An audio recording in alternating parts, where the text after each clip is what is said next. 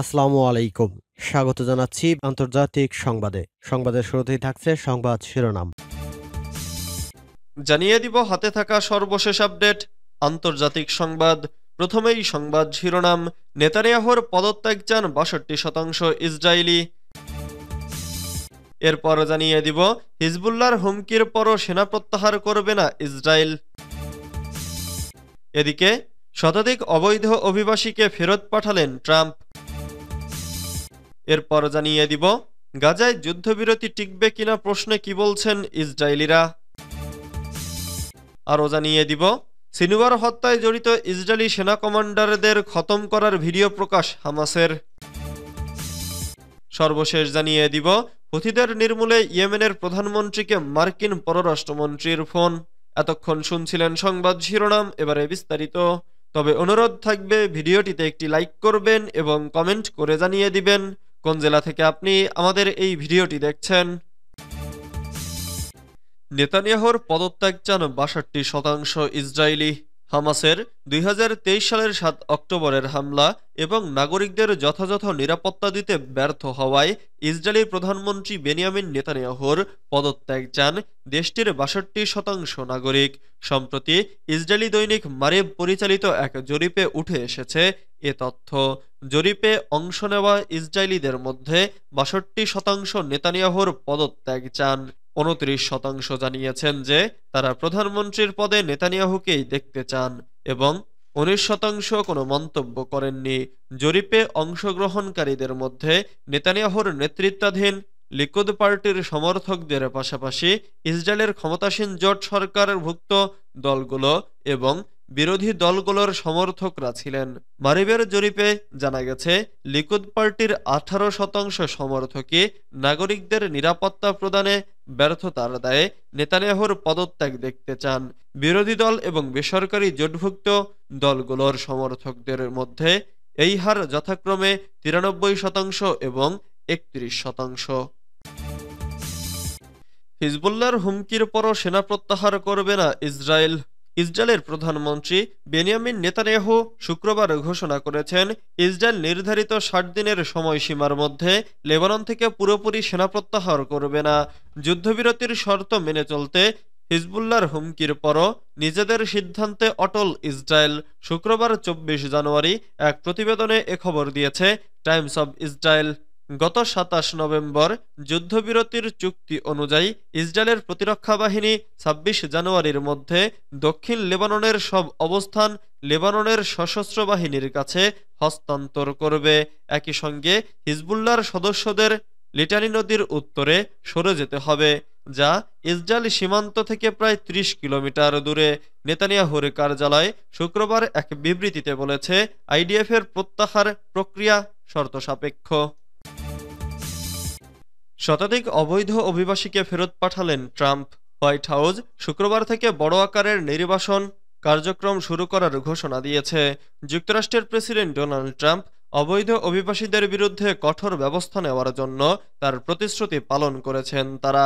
সম্প্রতি সামাজিক যোগাযোগ মাধ্যম এক্সের একটি পোস্টে হোয়াইট হাউস জোর দিয়ে জানিয়েছে তারা অবৈধভাবে যুক্তরাষ্ট্রে প্রবেশ করবে তারা গুরুতর পরিণতির মুখোমুখি হবে।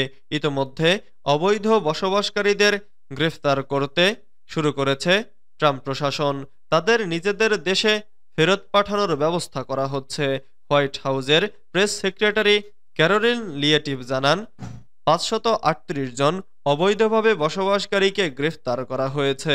এর মধ্যে শতাধিক ব্যক্তিকে সামরিক বিমানে তাদের দেশে ফেরত পাঠানো হয়েছে।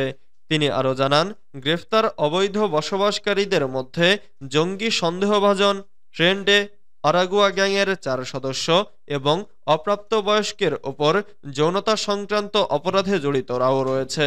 ইতিহাসের সবথেকে বড় ডিপোর্টেশন অপারেশন চলছে। প্রতিশ্রুতি পূরণ করা হয়েছে। নির্বাচনী প্রচার থেকেই ডোনাল্ড ট্রাম্প যুক্তরাষ্ট্রের সীমান্ত সুরক্ষিত করার কথা বলেছিলেন।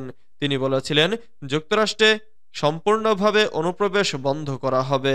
যারা এতদিন ধরে বৈধ নথি ছাড়া যুক্তরাষ্ট্রে বসবাস করছেন তাদের ফেরত পাঠানো হবে। ইতোমধ্যেই চিহ্নিতকরণের কাজ শুরু হয়েছে। তাদের সবাইকে ফেরত পাঠানো হবে। গাজা যুদ্ধবিরতি টিকবে কিনা প্রশ্নে কি বলছেন ইসরায়েলিরা? গাজায় দীর্ঘ ১৫ মাস পর ইসরায়েল ও হামাসের মধ্যে শুরু হওয়া যুদ্ধবিরতি টিকবে না বলে মনে করেন ৩৯% ইসরায়েলি।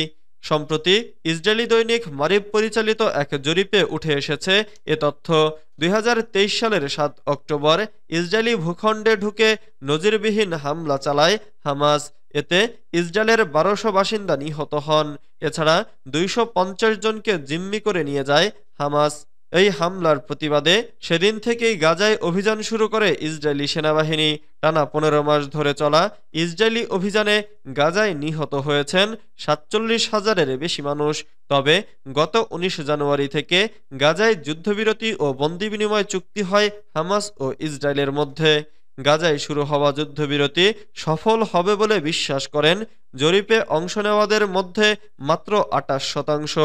৩৯% নিশ্চিত যে এই যুদ্ধবিরতি টিকবে না এবং এটি সফল হবে কিনা সে সম্পর্কে সন্দিহান ৩৩% অংশগ্রহণকারী। সিনওয়ার হত্যায় জড়িত ইসরায়েলি সেনা কমান্ডারদের খতম করার ভিডিও প্রকাশ হামাসের। গাজায় হামাসের শীর্ষ নেতা ইয়াহিয়া সিনওয়ারকে হত্যার ঘটনায় জড়িত দুজন সিনিয়র ইসরায়েলি সেনা কমান্ডারকে হত্যার ভিডিও প্রকাশ করেছে আল কাসাম ব্রিগেড। গত ১৯ জানুয়ারি যুদ্ধবিরতি কার্যকর হওয়ার আগে উত্তর গাজায় এসব সেনা কমান্ডারকে হত্যা করা হয়। শুক্রবার ডেথ অম্বুস সিরিজ নামক ভিডিওর প্রথম পর্ব প্রকাশ করেছে হামাসের এই সামরিক বাহিনী। ভিডিওর একাংশে দেখা যায় গত ৬ জানুয়ারি উত্তর গাজার বেইত হানুন শহরে আগে থেকে পেতে রাখা এক বোমা বিস্ফোরণে একজন সিনিয়র ইসরায়েলি সেনা কমান্ডার, তার ডেপুটি ও আরও কয়েকজন দখলদার সেনা নিহত হয়। ওই হামলায় নিহতদের মধ্যে ছিলেন মেজর ডেভির জিওন রেভা ও তার ডেপুটি এইতান ইসরায়েল শিকনাজি। হামাস নেতা ইয়াহিয়া সিনওয়ারকে হত্যার সঙ্গে এই দুই সেনা কমান্ডার জড়িত ছিল বলে দাবি করেছে আল কাসাম ব্রিগেড। এছাড়া বেইত হানুনে চালানো অন্তত একটি গণহত্যায় অংশ নিয়েছিল তারা। হুথিদের নির্মূলে ইয়েমেনের প্রধানমন্ত্রীকে মার্কিন পররাষ্ট্রমন্ত্রীর ফোন। ইয়েমেনের প্রধানমন্ত্রী আহমেদ আওয়াদ বিন মুবারকের সঙ্গে ফোনালাপ করেছেন নবনিযুক্ত মার্কিন পররাষ্ট্রমন্ত্রী মার্কো রুবিও। এ সময় তারা ওই অঞ্চলে বিদ্রোহী গোষ্ঠী হুথিদের হামলা বন্ধ ও তাদের ক্ষমতা নির্মূল নিয়ে আলোচনা করেন। শনিবার ২৫ জানুয়ারি এক প্রতিবেদনে এ তথ্য জানিয়েছে কাতার ভিত্তিক সংবাদ মাধ্যম আল জাজিরা। প্রতিবেদনে বলা হয়েছে, শুক্রবার ২৪ জানুয়ারি হুথিদের বিষয়ে ইয়েমেনের প্রধানমন্ত্রী আহমেদ আওয়াদ বিন মোবারকের সঙ্গে ফোনালাপ করেছেন নবনিযুক্ত মার্কিন পররাষ্ট্রমন্ত্রী মার্কো রুবিও। মার্কিন পররাষ্ট্র দফতর এক বিবৃতিতে জানিয়েছে, লোহিত সাগরের সামুদ্রিক নিরাপত্তা এবং আশেপাশের পানিপথে হুথিদের হুমকির অবসানের গুরুত্ব এবং কূটনৈতিক জাতিসংঘ এবং এনজিও কর্মীদের বেআইনিভাবে আটক নিয়ে তারা আলোচনা করেন।